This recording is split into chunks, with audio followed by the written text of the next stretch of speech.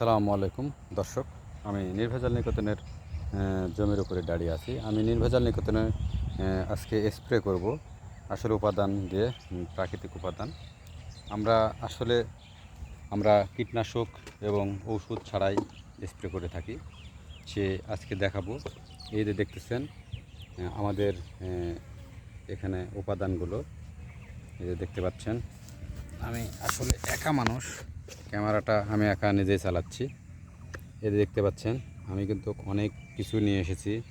আর এটা হচ্ছে আলুর, যেগুলো পচা আলু বা আলুর চোচা, এগুলো কিন্তু আমি এটা পানিতে সুন্দর করে ভিজিয়ে রাখছি 4 থেকে 5 দিন।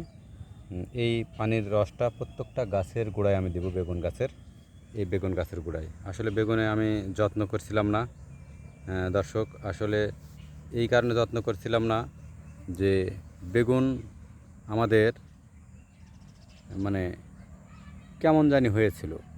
তো পরে দেখলাম আসলে ময়মনসিংহ বেগুন। তো দর্শক, এই ছিল আমাদের একটা টিপস।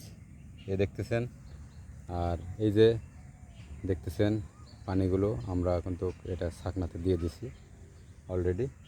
এটার কিছু মেহগনির ফল, তারপরে আপনার আছে অনেক কিছু আছে এখানে, পিতরাজ, করমজা, নিম পাতার, তারপরে আপনার বিষ কাঁঠালের কিছু আছে, পাতা আছে।